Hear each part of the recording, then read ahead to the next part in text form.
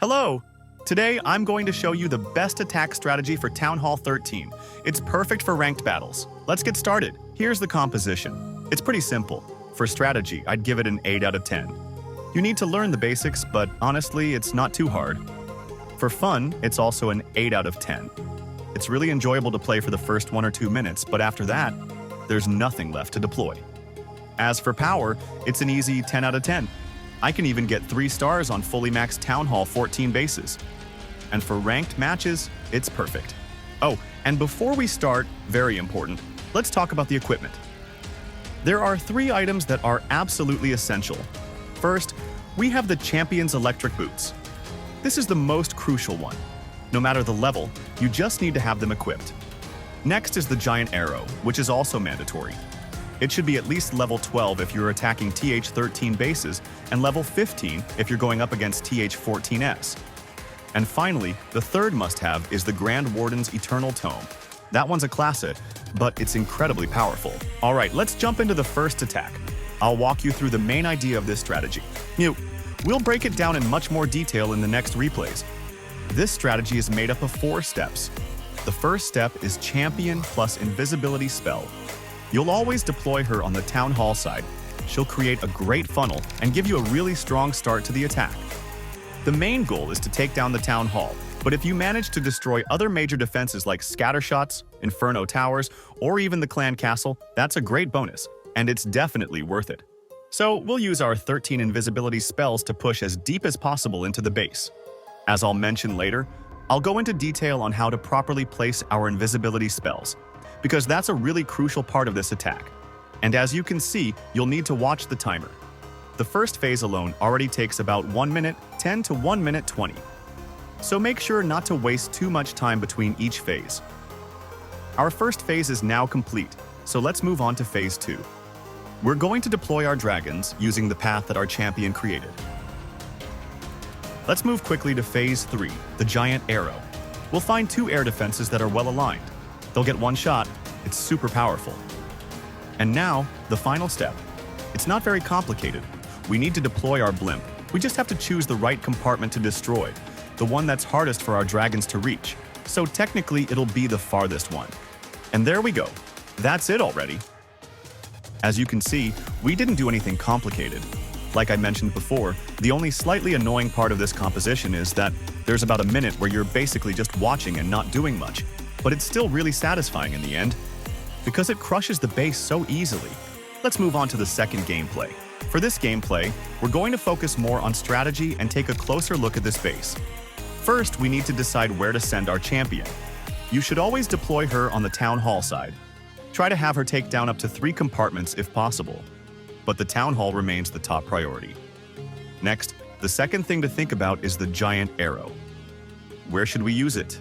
You'll need to find 2 air defenses that are lined up and haven't already been destroyed by the champion. Finally, the third thing to plan is where to send your blimp. Our blimp will take care of 1 compartment, so we need to choose the right one. The best compartment to destroy is the one that's hardest for our dragons to reach, usually the farthest one. Since we've planned to destroy these 3 compartments with our champion, here it's clear that if we send our dragons from this side, the farthest and most difficult compartment to access is this one. So, as planned, I'm sending my champion to the top side of the base. Oh, and I forgot to mention, I activate my champion's ability right away because I have the Brutal Spear. It's just a habit I've picked up. It helps me take out a few defenses at the start of the attack and save a couple of invisibility spells. If you don't have the Brutal Spear, don't worry, it's not a big deal. She's going to do an incredible job. She'll even take care of the Clan Castle, so that's perfect. And when it comes to placing the invisibility spells, it's all about timing. It really just comes down to practice. The more you attack, the more comfortable you'll get. Next, the second step, the Giant Arrow. You'll need to practice this one too, because it's really all about precision. I'm sure most of you have already used this technique at Town Hall 13. It's a pretty common one. But still, make sure to practice.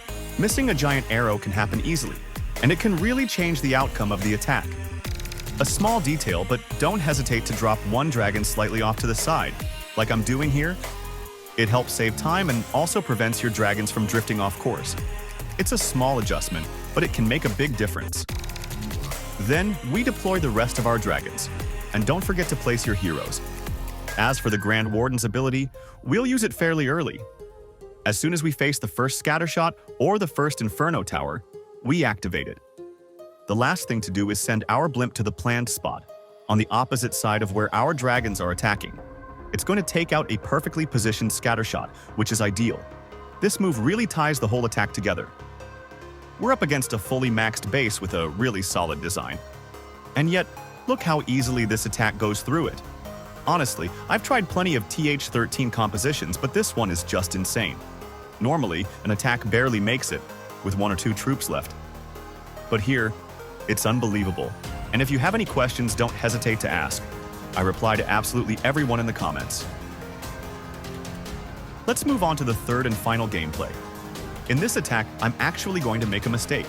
And yet, it's still going to be a pretty easy win. This just shows how powerful this composition is, even when you make a few mistakes. Here, I wanted to try a small variation. I tried to make my champion move back up toward the town hall. Unfortunately, I didn't manage to do it. That's the first mistake. Then comes the second mistake. You'll see, I completely messed up the timing on my invisibility spells, which ended up costing me my champion. At that point, you'd think the attack was over. I hadn't taken out any major defenses, I hadn't destroyed the town hall, and I was in a really bad spot. And yet somehow, you'll see that by some miracle we still managed to pull off a 3-star attack. First, I'm going to land a perfect giant arrow that takes out 2 air defenses that were really well placed. Then, I'll try to recover from my mistakes. So, I'll send my blimp toward the town hall to secure at least 2 stars and make sure I get a minimum amount of trophies. After that, I'll deploy my dragon army as if nothing happened. That's the same thing. It all comes down to practice. You need to learn how to stay calm and refocus on the attack, even when you make a mistake. And as you'll see, this composition is so strong that even if you mess up, you shouldn't get discouraged. You still have every chance to go for the 3 stars. Hope you enjoyed the video. If it helped, I'm really glad. Let's meet at the top of TH13. Don't forget to like and subscribe. It really supports me and helps me keep going. See you soon.